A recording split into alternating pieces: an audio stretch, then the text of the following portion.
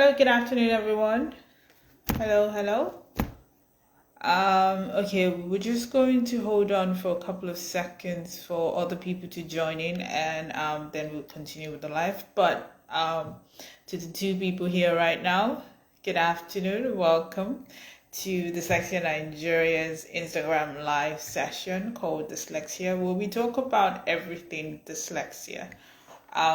If you're just joining us for the first time, you're very welcome. I do hope you learned something new today and you have a great time with us. If you've been here before, thank you very much for joining us again. It is an honor to have you here again. Today we have a very special guest, and I'm not going to talk about her a lot. I'm going to let her do us the honors. And she's here, so let's go let her in.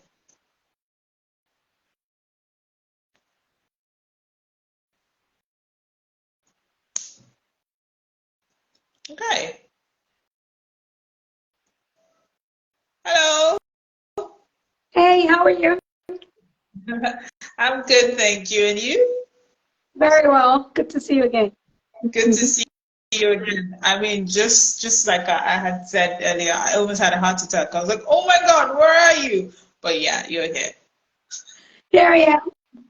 I'm not sure I'm doing this right, but we'll just get started. I didn't know if I was supposed to wait for your invite or if I was supposed to just request to join. I don't know, but anyway, we're It's talking now. absolutely, yes, yeah. It's good to have you here. Okay, to everyone who has been waiting to hear you speak, please, could you kindly introduce yourself to us? Okay, my name is Lovette Singleton. Just a second, sorry. My, Hold on a second. There's something up with your audio first.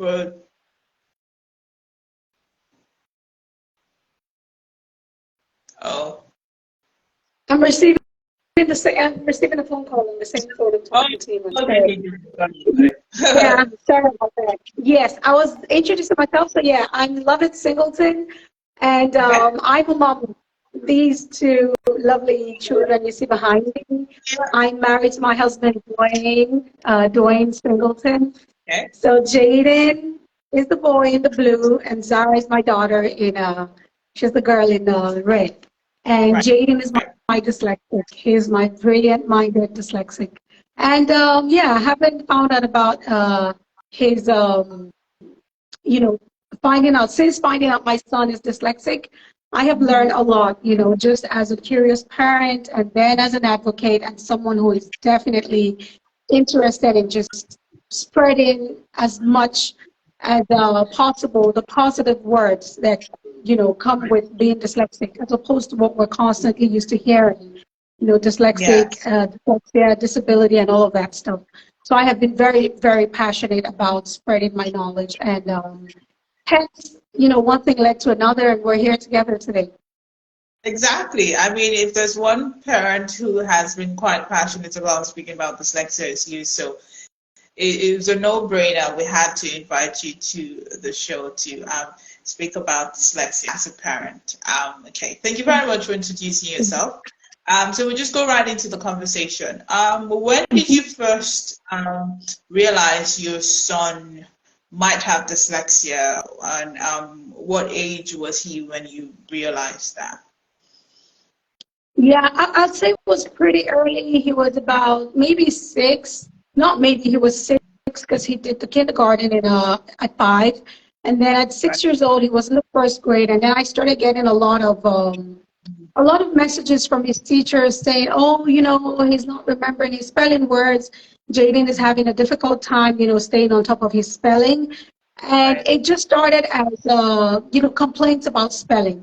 And I just thought at the time we lived in Morocco, so it was a trilingual school. It was English, French, and Arabic.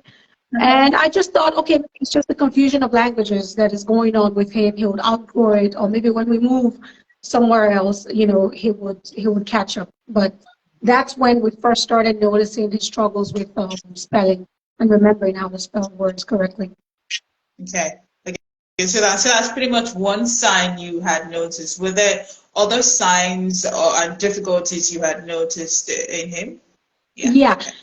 I mean, it wasn't until after I started learning about dyslexia that I started Okay. putting one and two together. Oh, that's what that was. Oh, that's what that was. But at the time, when he was much younger, his sister is older than he is by 2 years. And, Okay. at the age when his sister just started talking and we could understand clearly what she was saying, for him, it was more mumbled when he tried to Right. speak. So we always called Zara, his sister, like, Zara, what is Jaden saying? And she understood everything he was trying to say. He knew the words, it just wasn't coming out as clearly as, he thought it, because he would get frustrated when we couldn't grasp what he was saying. So we'll Of always call course. Zara and ask, what is he saying? And she'll say, oh, he wants water. Oh, he's saying this. But it wasn't until later that I found out, that being unable to bring out their words very clearly at the age at when they're toddlers was Yeah. actually one of the signs that, of course, I didn't catch at the time. And yeah, he learned to tie his shoelaces much later, maybe at 7. So they're just things that required a procedure that took him Right. much longer to get than it took his sister. But like I said, I just thought, okay, all kids are different. It wasn't until I found out that, oh, he is dyslexic and started learning about dyslexia that I knew that these were actually signs that I had missed earlier on. Of course, of course. I'm really glad he knows how to tie his shoelace now. Oh, I still don't know how to tie a shoelace. I don't buy shoes when they have laces. As soon as I see that, it doesn't matter how well I like the shoe, I'm not buying it because I cannot tie my shoes. So it's great. It's great having for him. What were your biggest challenges when you learned about his dyslexia? yeah, I would say the biggest challenge for me was getting his teachers to be on the same page as I was. So I was Of not course. too focused on, you must be able to do this at certain age, or you must be able to remember your spelling words. I mean, he's my son. So I knew that he had a brilliant mind. I could see it from the things he did around the house. His hand-eye coordination was excellent as a toddler. With his diapers on, he would hit every ball you throw at him, like playing baseball with his dad and things like that. Right. So we could see that his mind was very sharp. But Of trying course. to get the teachers not to worry so much about the fact that he can't spell the word the way he spelled it yesterday. It's okay. That was my biggest challenge, because I think they saw it as it's our job to make sure that all the kids in the class learn how to spell these words and remember how to spell them continually. But for me, I knew him not remembering how to spell the word he spelled yesterday is not all of Jaden. The very Yeah. brilliant mind that is in there cannot just be tossed out because he can't spell. So Yeah. for me, the biggest challenge was getting his teachers to understand, I'm the mom, we're the ones paying the school fees. It's okay. Let him play when he wants to play with your kids. He will not miss recess. He will not miss PE. He will do all the things that makes him happy.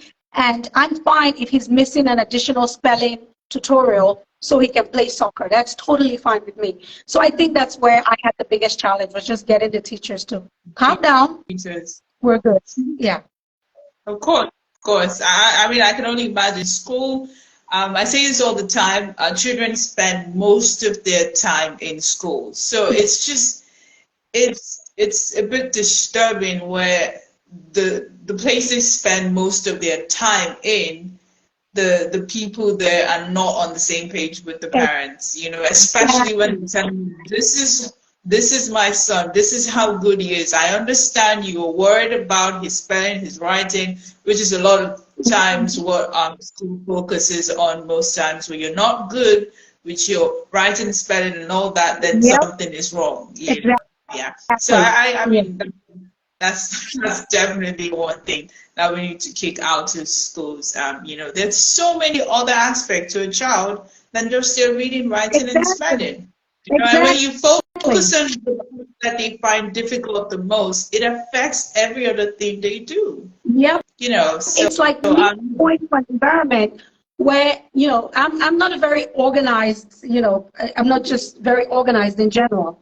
And if you were to put me in an environment where all that I was graded on was how organized I was, I'm gonna grow up thinking, oh, I'm just not it, you know, because every day I come to class, you want to tell me, you know, what's your organizational skills, how clean is your room today, how this, how this, how this, and I'm just gonna see myself as a failure. And that's how it is for dyslexics. You know, I keep saying dyslexia is the root. But then the branches are, you know, innovative thinking, creativity, mechanical strengths in the mind, narrative strengths, you know, the ability to move 3D objects in your head. These are all strengths that dyslexics have. But nobody measures that in school. You know, school is, first of all, you're learning how to read, and then about the 3rd grade, you start reading to learn. So the whole foundation is reading, spelling, writing. And if yours is a little shaky in that area, it doesn't matter if you're Einstein. It doesn't matter if you're Steven Spielberg. It doesn't matter if you're Steve Jobs. These are all dyslexics that struggled in the school system. It doesn't matter who you are. Nobody cares any longer as long as you're not meeting the requirements when it comes to spelling, reading, and writing. So the school environment in general can be very challenging, not just for dyslexics, but for parents who are concerned about maintaining the self-esteem of their kids. Thank you. Thank you very much. I wouldn't have put it in a better way. Thank you so much. What age was Jaden diagnosed? He was 9. So at the time when we first started noticing his struggles with spelling, we were in Morocco at the time. He was in kindergarten. And then we moved to Greece, and this time around it wasn't a multilingual school. It was all an English, British school.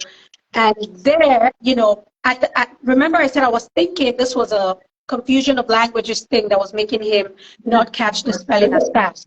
But now we're in Greece, and he was in a British school, and it's all English. So when we first, you know, arrived at the school, I let his teacher, the headmistress, know that he's behind on his spelling and his reading because we're in a trilingual system. But now that we're here, he would need, you know, additional 1 hour a day to catch up.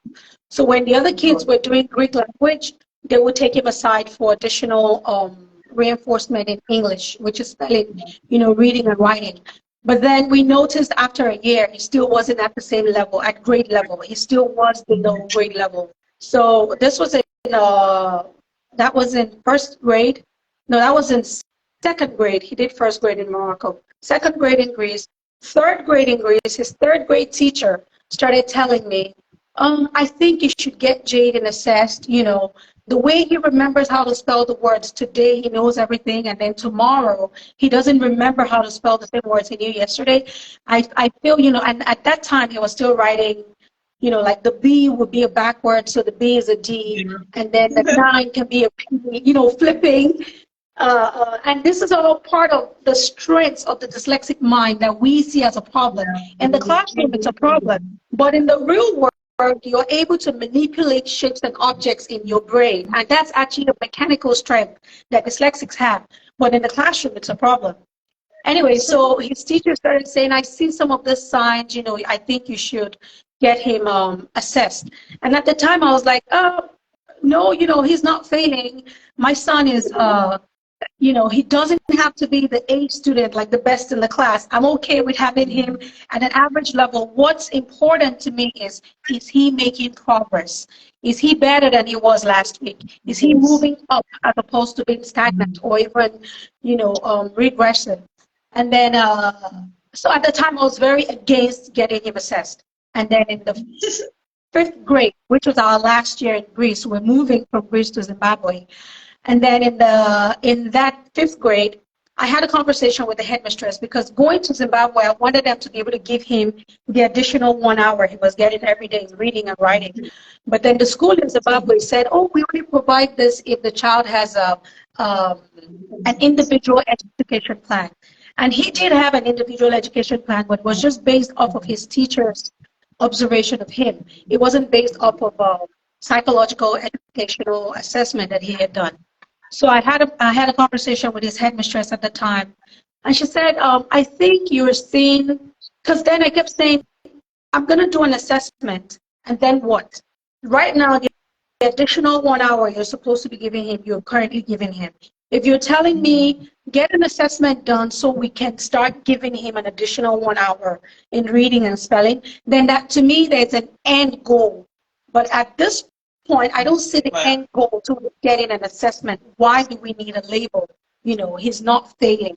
And then she said what changed my mind totally. She said, I think you're looking at it as you just getting a label when you do an assessment. But you should look at it as when you do an assessment, and if you do get a label, now you know exactly what it is, what your son's learning profile is, and then you know exactly how to teach him. But without that, we're all just guessing.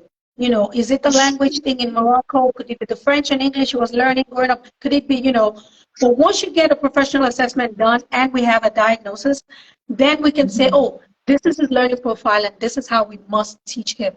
And that totally changed my perspective. I was like, okay, yes, now I can see the reason, you know, for getting the assessment done. So we did it at the time. It was 2019. He was 9 years old. He was turning 10 in a few months. We did it in Greece and moved to Zimbabwe even before we had the complete assessment. So when the complete report came out, it was a loaded, like 30-something page report. And I'm very detailed when it comes to my kids. So I read every single page of that report. And it was just so mind-blowing how it captured Jaden from, for all the 9 years I had known him, that report just encapsulated his. After like 3 days with a psychologist, you know. So that was really helpful. And then we took that to the school in Zimbabwe and were able to develop an individual education plan based on, you know, the educational psychologist's recommendation. And of course, that was that report is where it spells out, you know, that they called it the DSM codes. Yeah, the code was definitely the code for dyslexia was in there. Dyslexia and also mild ADHD. So yeah, he was 9 years old, and since then it's been an upward journey. So I would say to any parent listening, I was thinking, oh, we're just going to get a label and then what? No, we got a label, and because of that label, my son is now excelling mentally, socially, academically, you know, physically, even health-wise. All that anxiety of, you know, not wanting to go to school on spelling test days and all that stuff. Now we know what we're dealing with. We attacked it the right way, and it's all, he's really, really thriving because we got an assessment done. So I would say don't be afraid of the process. Thank you so much for that. I mean, while you were talking, I was about to ask why you didn't feel like it was necessary to get an assessment, but you cleared the air, and it's just that it's just so important, because then you don't look for a solution to something you don't know is there. You know, once you know what to do. You know, and as opposed to just guessing, maybe he's this or maybe it's that, you know, and you just go straight for it. So thank you so much. You are an amazing mom. Thank you. Thanks, I appreciate it. Great. And of course you said him knowing, of course, now then it skyrockets everything around him. How were you able to explain after the assessment? How were you able to explain what dyslexia was to him? So at least he knows that, you know, I find this difficult and this difficult. Some of my friends don't, but it's because of this. That's why I find it difficult. It's not because I'm not the smartest person in the room. Yes. When we found out, you know, another conversation that my husband and I had was, I knew what we were supposed to tell him. I knew I wanted him to know, because if I know I'm a fish, I'm not going to worry about not being able to climb a tree. I'm going to be like, put me in the water and you'll see my skills. That's what I wanted for him. I wanted him to know where to expect his intellectual prowess to show and where to accept when it's not showing. So that was my approach, and I said we have to tell him, you know, he's gonna know. And the next hurdle for us was dealing with emotions after telling him. So it was one of the days when, you know, just being Jaden, and I think it was in the evening, like after dinner or something, you know, I went to his room. I said, oh, you know how you used to remember how to spell your words, and how you always say, no, this person can read 3 pages in 2 minutes. Why can't I read that fast? You know, and then I said, it's because you have dyslexia. And then I went on to start explaining. But once I said, oh, you know, it's because you have dyslexia, he just started crying. I don't want to have dyslexia. I just want to be like everybody else. I just want to be able to read fast. I just want to be able to remember my spelling words. You know, he really started bawling. And I said, it's okay, let it out. It's okay, let the emotions out. We'll continue the conversation. I held him, he cried, he cried, he cried. Of course, my heart was shattered. Now, this is a 9-year-old. How do you get him to see that what he thinks is his biggest challenge is actually his biggest strength?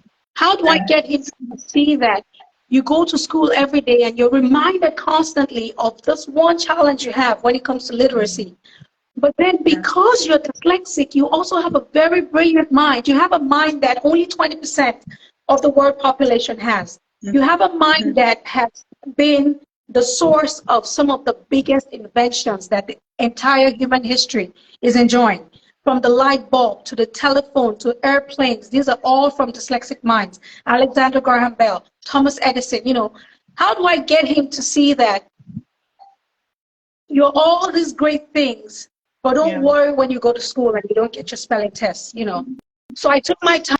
I started trying to explain to him. I said, you know, being dyslexic is not just about not being able to remember your spelling words and reading slowly. No, being dyslexic, that's one of the things. But then because you're dyslexic, you also have a mind that remembers, you know, you also have a mind that can make connections in the way that most other people's minds cannot make. You also have a mind that is built for innovating ideas and answers to questions that some people are not even asking. You know, and then I started giving him examples, Walt Disney, you know, trying to bring it to people that he could relate to. And they had just done a project on Pablo Picasso in school at the time. And he was dressed up as Picasso. So I said, you know, Pablo Picasso, he was dyslexic, you know, Leonardo da Vinci, dyslexic. And I'm just trying to get people that he knows and he admires. But at the time, I'm going to be honest with you, I don't think any of that made a difference to him. He just saw it as, oh, this is why I cannot read as fast as everybody else and I don't remember my spelling words. And he was heartbroken by that. So the process of getting him to appreciate his dyslexia has been one that has slowly come over the last 4 years. And I'm so grateful and thankful that we're now at the point where, you know, he's the first to tell someone, oh, I'm dyslexic.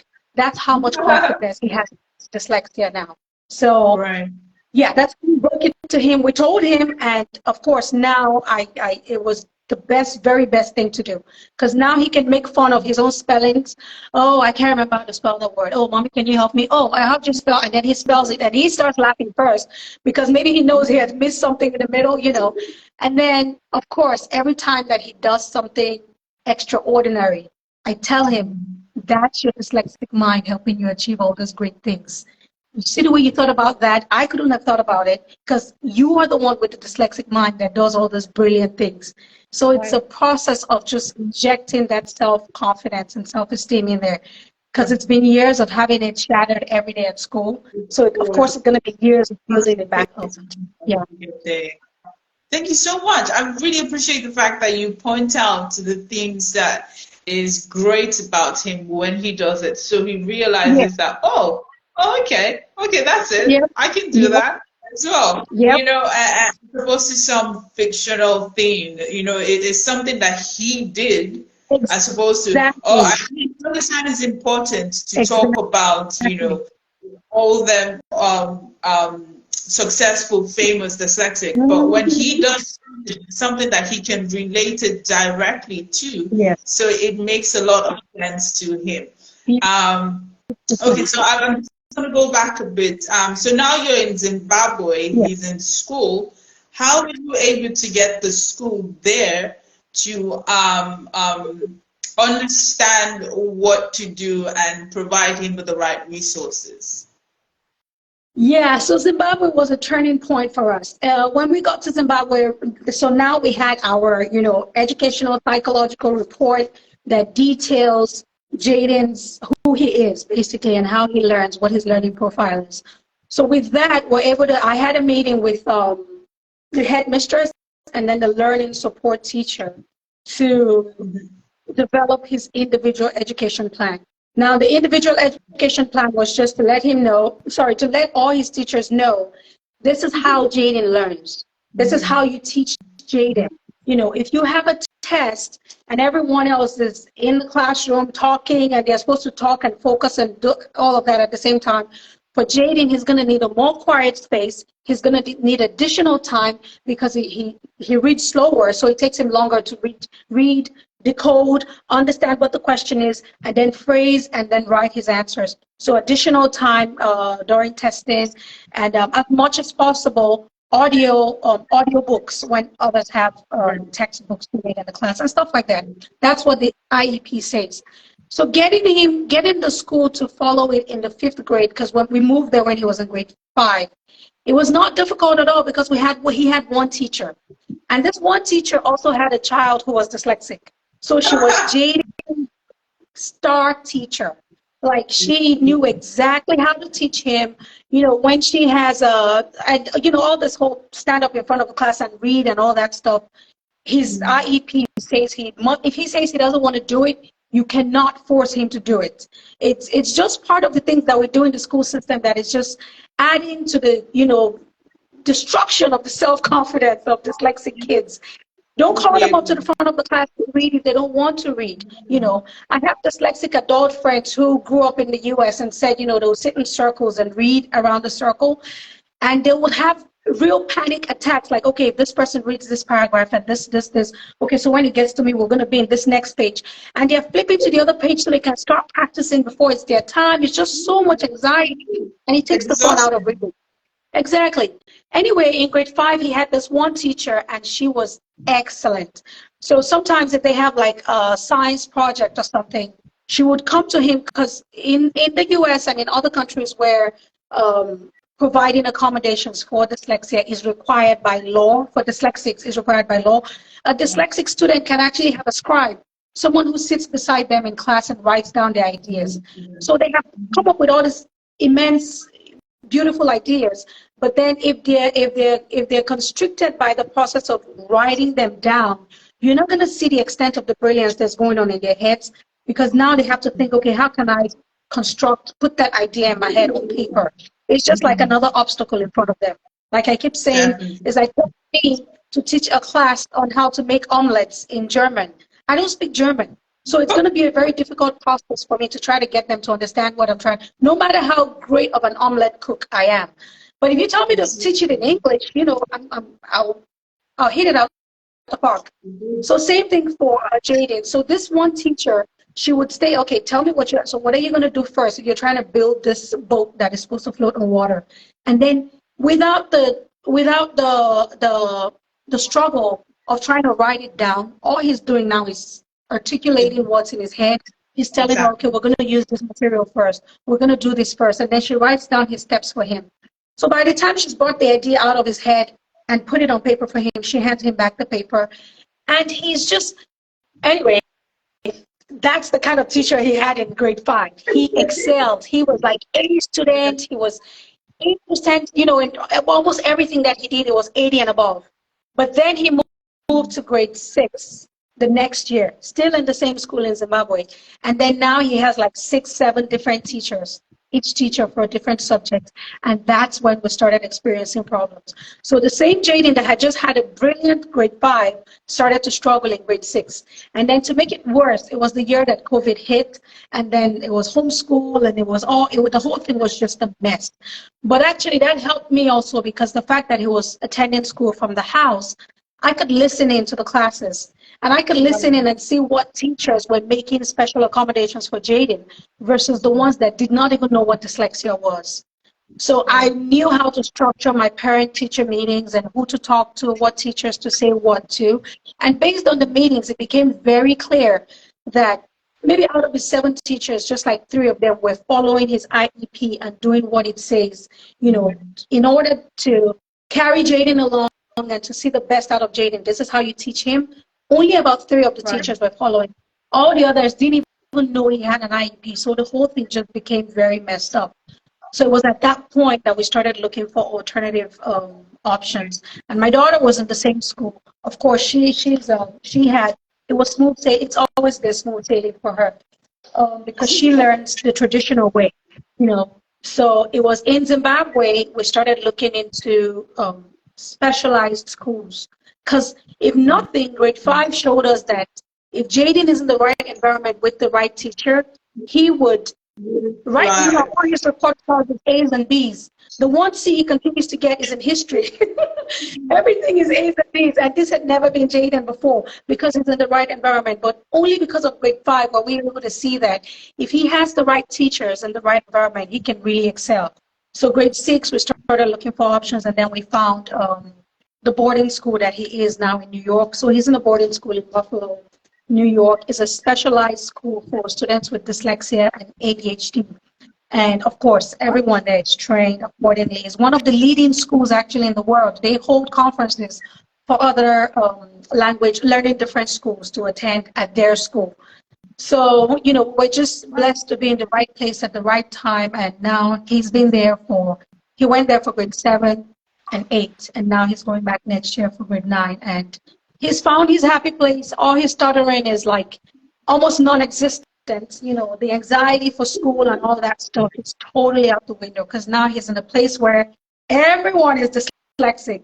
Everyone has ADHD. So we're in here just sharing our brilliance, and no one is embarrassed or shy about their spelling mistakes. They all laugh and joke about it. This is who we are, you know. But then in our science projects, in math, in music, you know, they're all just excelling and enjoying their brilliance together. So socially and mentally, I think that's been my most happy observation from him is how he has really morphed into a very confident a boy, and how his social and emotional wellness is just on a very high level right now.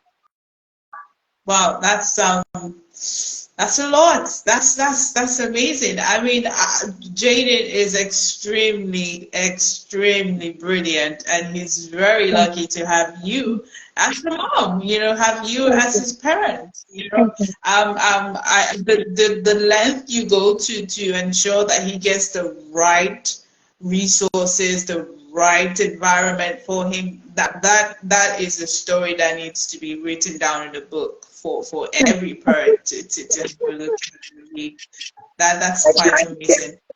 Thank you. I mean, I love the fact that his self-confidence. I mean, if he is at a point where he makes jokes about his spelling, then his confidence is like one of the most amazing things right now. I mean, I make jokes about my spelling all the time. I wouldn't say my confidence is the best, but I mean, it's somewhere around there. So I'm really happy about that. How were there specific things you did to get his confidence to that level? Were there specific activities or things you had to do with him? Yes.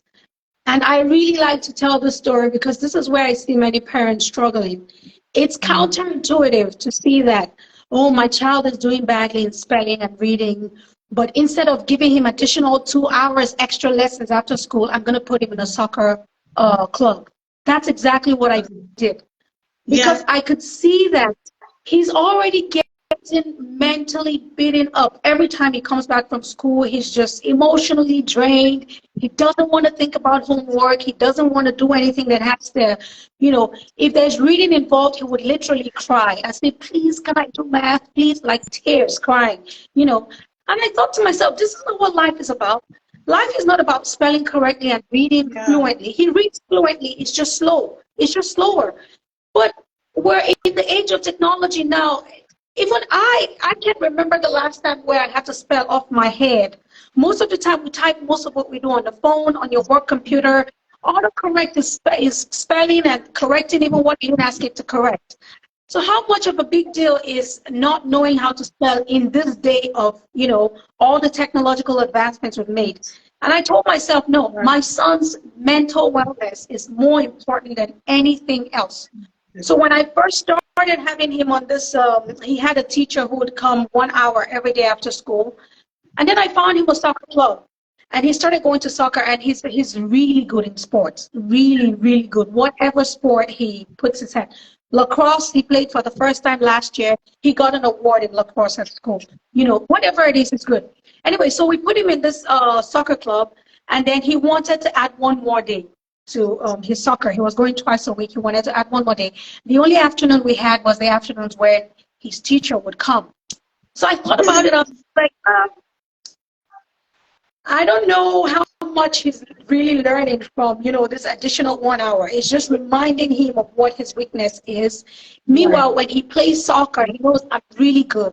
I excel. He's like one of the best of the team. You know, his confidence is up. People are high-fiving him. Oh, Jaden, that goal. Oh, Jaden, that pass. Oh, Jaden. Any little thing that could feed into his self-confidence and his self-esteem, that's what I was concerned about. So when I told the teacher, you know, we're going to have to cancel your afternoon session with Jaden, I want him to add one more day to his soccer. You know, and the Greeks are very, you know, stern when it comes to education. And his teacher was like, I don't understand. You mean you're going to cancel his lessons so he can go play football once a week, an additional day a week?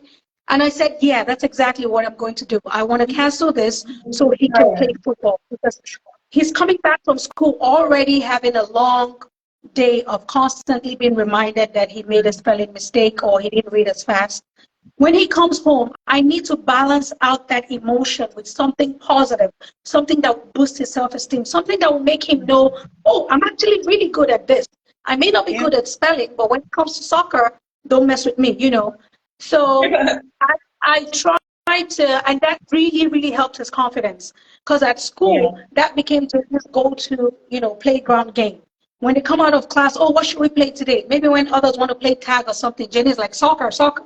Because he knew that he could show his classmates that I'm really good at this. I may have gotten some of my spelling words wrong, but look where I shine, you know. So that really helped his confidence.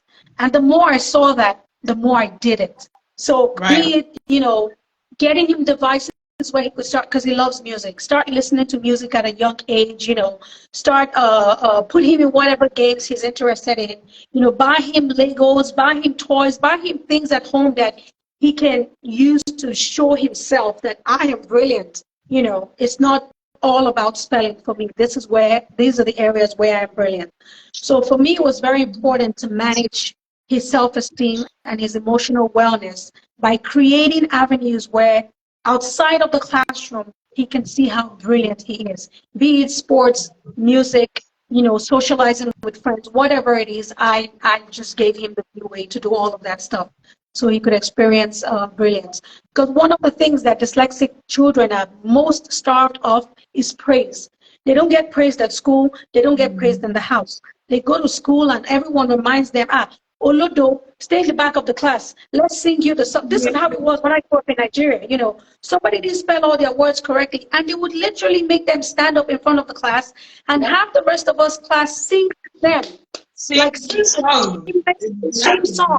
The most destructive thing you can do to a child's self-esteem is have their peers make fun of them for something that is who they are, you know. And when they get it right, nobody says, bring the same dyslexic child to the front and let's clap and sing the praise song for them because they got it right. Or when they did something that, you know, like in math or science, nobody calls them to the front to praise them. We only want to shame them, you know. So I always tell parents, let your child play soccer. Let them play that basketball, whatever it is they want to do after school. Forget about the lessons. Let them go and play and do something that would remind them, that would show them that they're also good at, you know, other things, maybe not spelling, as opposed to keeping them in the house. You're not going to play because you didn't do this. You're not going to go to recess. You're not going to do PE. I've had big fights with many teachers to try to take PE or try to take playground time away from Janie because of schoolwork. No, there's schoolwork and there's playtime and time for him to see his brilliance. Yeah. Exactly. I think, I mean, you said everything. You said it all. You just need to find that thing that interests your child, that interest they have, which is quite sad, because most times when children are not doing well in school, when parents see that they have interest in something that's outside of school, as opposed to putting all their resources into it, supporting them, encouraging them, they try to just squash that thing down down because they think that is the reason why they're not doing well at school. Exactly. Well, that is the You really want to outside and play? Did you get your spelling test correct? What are you going to say? Go pick up your book. Yeah. exactly. Anyway. Exactly.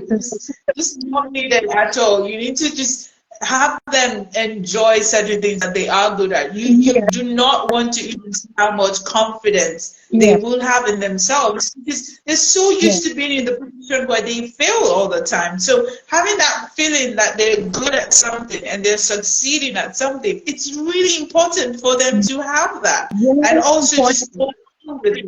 It's extremely important. So thank you very, very, very much. Earlier you had mentioned there were certain things that Jaden would do and you would point it out and go, oh, you see, that's your dyslexic mind, you know, being at its best there. So what were certain strengths you noticed that he has? So he's very good at, you know, aside the hand-eye coordination and just being excellent as a sports person, he's also very good at manipulating objects in his head. So if, for example, I'm in the kitchen in the evening and trying to put stuff away or whatever, Jaden can look at the stew or whatever it is I have in the pot and say, oh, it's not going to fit in that container. I mean, you know when a container is too small to hold something that is, the size proportions are, you know, vastly different, you can tell. But for him, he will tell you, oh, it will fit. And I'm like, I'm not sure. And you put it in and it fits just right. Like a few more drops and it will run over. Or he will tell you it's not going to fit. And then you put it in and just a few more drops and it's running over. You know, he's able to manipulate things like that in his head. I remember one time in Greece, we were volunteering at a refugee center.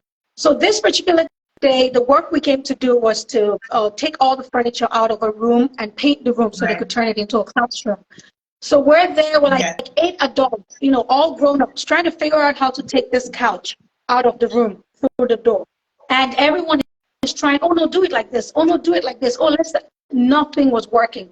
We got to the point where we're saying, how did it bring this in here? Maybe this wall wasn't here. Maybe we're going to have to knock down this wall and take it out. And, you know, that's the point where we got. Tiny Jaden, maybe he was 7 or 8 at the time because we left when he was 9. He was 7 or 8 and he just said, no, put it down and then turn it like this and then do it like this and do it like that and it will go out the door. We're like, huh? So we put it down, exactly what Jaden said, turn it like this, do it like this, do it like this, and then push it up. And that sofa went right out the door. And everybody was like, wow. And I told him, I said, well, only you could have thought about that. You know, this is how your mind works. It's only you that could have. And at this time, I didn't even know we had not received his psychological educational assessment. There was nothing that said dyslexia, but we've always known that he's able to move things in his head. Oh, that sofa will fit there, or the couch will fit there. Or, you know, he has that, and it's one of the mind strengths of dyslexics, and I think it's the mechanical reasoning is what it is, and how some dyslexics are able to manipulate objects in their head, like twist and turning, without even physically doing it. It's also the 3D thinking, so he doesn't need to put it down. The 3D, he's just out there just picturing it and flipping it around. The ability to picture a 3D object in your mind and manipulate it, change the shape, change how. He's always had that strength, you know. So that was one of the things he did that day, and I was like, wow, nobody could have thought of this but you. But now that we know that he's dyslexic, it all makes sense. There was another time when I was struggling to put my and everybody in my family has a different story about Jaden's mind strengths. But I was struggling to put my bracelet on. And I'm trying, you know how, and of course now I'm going to show my chipped nail. But you know how you want to put your bracelet on and then you got to hold this pin right here. And then you pull the pin backwards. Of course. You pull the pin backwards and then you open. Can you see? Okay, let me put it in front of my hair so you can see. Yes. And then you just slot this in. But first you have to hold the pin and push it down, you know.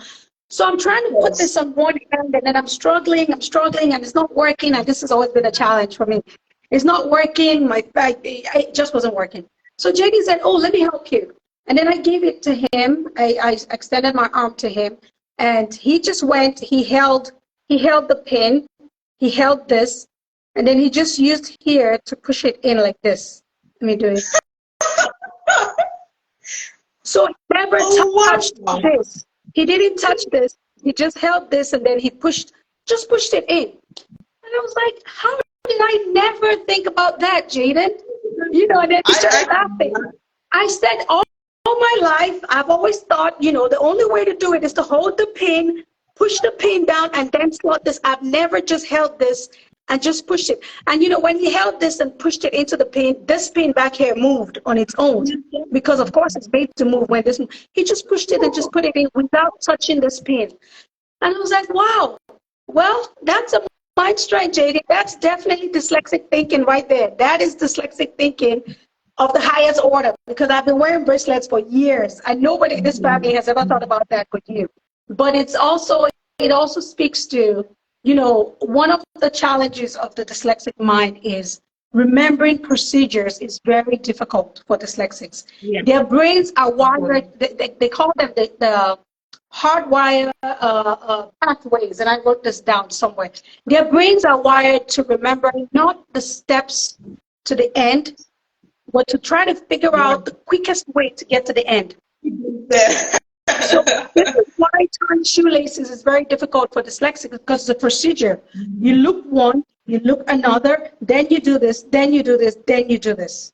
Spelling also, you take the word, you add to this, and then you decode. That's what, anything that requires a procedure is always a challenge for most dyslexics, because their brains are meant to see the big picture of something. So the good thing about that is every time he's faced with a problem, as opposed to thinking of, oh, how did they teach me how to do it? Oh, okay, first of all, you hold this pin, and then you push the pin down, and then you do this. That's how a traditional learner would remember the procedures.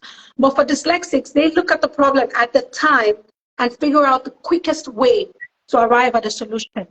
And that is the reason why dyslexics are so innovative, you know, so creative, so inventive, because while we traditional learners are trying to remember procedures, they're looking at the problem and trying to figure out the quickest way to a solution. So it's no surprise we have got a light bulb from a dyslexic mind. We got the airplanes from a dyslexic mind. We got the telephone from a dyslexic mind. We got the iPhone from a dyslexic mind. And the list goes on and on and on. We got the entire Disney, Walt Disney, you know, it goes on and on and on, because the way their mind works is not procedural, but short connections. Let's take it from the beginning to the end very quickly. That's how they work. And that's why I was able to put my bracelet on like that, and also solve all those different issues we have in the house. Now, when we're putting something together, like when you buy furniture or whatever, and when Jaden is in school, my husband always says, oh, what would Jaden do? That's the phrase we use in this house now. Because if you think, what would Jaden do? Then everybody starts, okay, let me think of a new way to solve this problem. And then we start to struggle to find answers. But if Jaden was here, you know, the answers would come so quickly. Yeah. Wow. I'd like to say thank you to Jaden, because now I know how to wear a bracelet another way. I'm not even going to try and do all of those things with my hands. No, I'm just going to do that. I'm so sad I don't have one. I really wanted to try. So thank you very much, Jaden, to get to do this. That's amazing. That's amazing. I mean, he's only how old? Now he's 13 now. He's 13. He's going to be 14 next month. Yeah. I really cannot imagine what he would do as he grows older, you know, become a teenager, an adult, and all of that. That's definitely one person we're all rooted and looking out for. Thank you very much. Thank you. It's just amazing to just hear you talk about this, and you've been quite an advocate for dyslexia for a really long time. and thank you for pushing the word out and for talking about the strengths, because most times, unfortunately, when people talk about dyslexia, they just Yep. mention all the difficulties and And they go on and on and on stop and at on. that. And Exactly. exactly, and then they talk about the strengths and all of that. So yes, thank you very much for bringing out all of those strengths and also in your son as well. So for parents listening right now, I feel like some parents are probably at the stage where they just found out that their child is dyslexic. I hope this is very helpful to them. What would you say to them? Um, what I would say to any parent that has just found out, or if you're guessing, and maybe you see some of the signs Mhm. there, but you don't have an official report yet, or you haven't had an official assessment from an educational psychologist, I would say just focus on building your child's self-esteem first and foremost, because if you if you can just think back to when you were in school and you know Yeah. how you felt when other kids who were struggling with things that you may not have struggled with were called in front of the class and made fun of, or all those very cruel things that teachers did back then. If it Right. made you feel a certain type of way, then you multiply that by 3. And although the practice of calling kids out now and making them all the stuff that they did when I was in school, maybe they don't do that stuff any longer. But now, even more than ever before, kids are very connected socially, way more connected socially. Then it was easy to keep a small group of friends, you see each other in school, that's it. But now you see each other in school, you exchange WhatsApp, and before kids are keeping in touch with. Their networks are much bigger now. And that A lot. translates to having to hide who they are from even more people now. It's not like when you can say, oh, I have my 2 friends who know that I don't spell correctly, so that's Yeah. fine. Now it's a much Yeah. bigger network. So the pressure to want to find something to be proud of about themselves is really high now, more than it was ever before. So focus Yeah. on building your child's self-confidence. Yes, they're not spelling correctly all the time. Yes, they may be reading slower than their classmates. But what really matters at the end of the day, when we're now at an age where spell check is doing everything for everybody, when we're now at an age where I can pick up my phone and say, text my husband, tell him XYZ, and my phone sends the message without me even typing anything. When I can be doing my master's or whatever school online, and I can voice the notes that I want to write, and my phone writes it out. And all I have to do is sit down and make sure that my sentence structures are put in the right places, and I submit my homework. It's Yeah. so easy now. It's actually really easy to be a dyslexic in this day and age. So don't worry so much about the fact that your child is dyslexic or your child is struggling with reading or writing or whatever. Those are not the skills that matter. Yeah. The reason Exactly. LinkedIn has added dyslexic thinking as one of their skills. So if you open an account on LinkedIn, you put where you write your strengths, I'm good at organization, blah, blah, blah, blah, blah. You can actually put dyslexic thinking as one of your strengths now on LinkedIn. The reason they're doing that is because they've seen that the future, not just the future, the now and the going forward, actually Yeah. depends on the dyslexic mind. Nobody is going to come and say who knows how to spell better than the other, because the phone is spelling everything for us. Bots are taking over. But when it comes to emotional intelligence, when it comes to empathy, when it comes to social skills, the things that dyslexics are very brilliant at, that's what we need for the future workforce. That's what we need actually for now and going forward. So don't parents out there, if you have a child who you think is dyslexic or who you know is dyslexic, don't worry about the things that the school is going to try to get you to worry about. Worry about building your child's self-confidence. Worry about letting them know the power that they have in their mind because of their dyslexia. It's not a Mhm. case of, oh, you don't spell right, but you also, no, no, no. Because you're dyslexic, yeah, you don't remember your spelling all the time. Spelling is hard for you. Reading is a little slower for you. But also because you're dyslexic, you're also very brilliant when it Yeah. comes to material reasoning, narrative reasoning, mechanical reasoning. These are the Mhm. skills where your strengths are.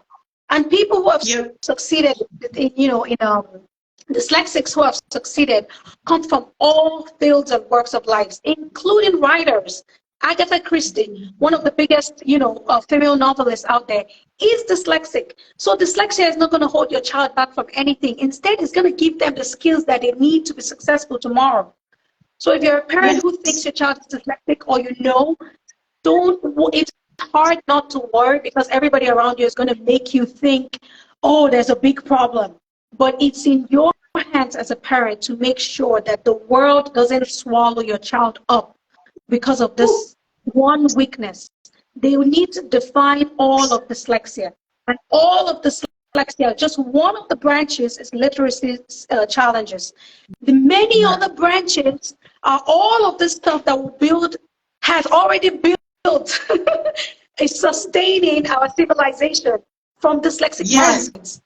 So Yes. please focus, place your focus in the right place, parents. Don't get carried away by one branch. Look at all the other 99 branches of dyslexia that is going to make your child excel as a human being. So focus on building their self-esteem. So when they walk into a room, they can enter with confidence and know that I belong here, and I Yeah. actually do have power to own this room and to get Yeah. things moving in the way that I want it to move for me, or for my team, or my company, or whatever it is they're representing in that space. Build their confidence. That's Yeah. what's more important than knowing how to spell. We have spell check for that. We certainly do have spell check for that. And they come in various forms and apps and all of that. So if you don't like one, you can switch Exactly. to another one. Then Yep. thank you so much. Yep. I mean, have you been seeing the comments section? You have made everyone go, wow, oh my God, thank you so much. Thank you so much. I mean, this is fantastic. This has all been you. Thank you Wonderful. so much for your time today. You're I mean, welcome. I definitely know that everyone had more than a great time here.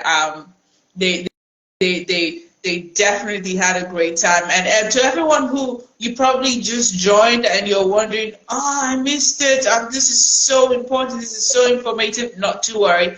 This is already recorded, so it's just going to be on both our pages. And you always go back and watch it. Share as much as you want with a lot of parents. It's really, really important.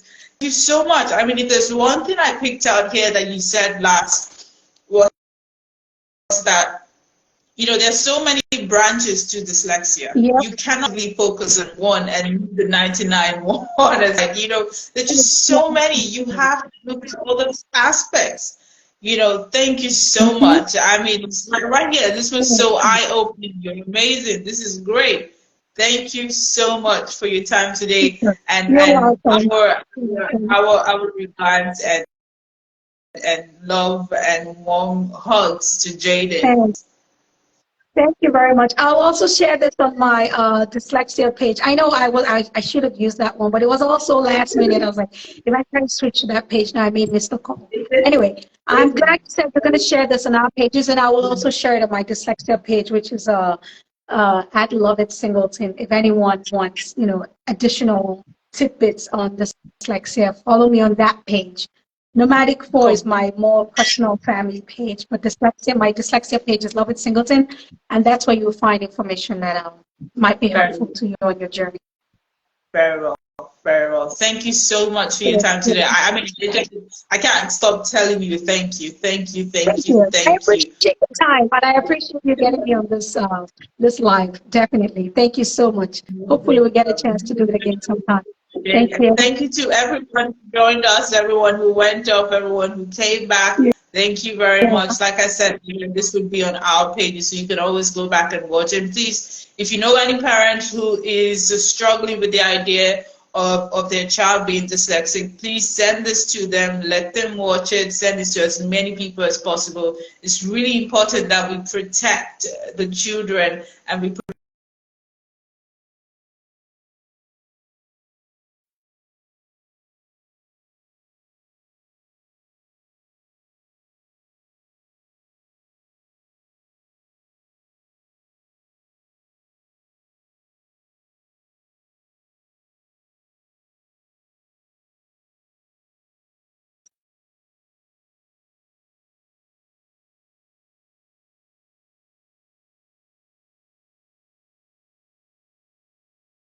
Yep.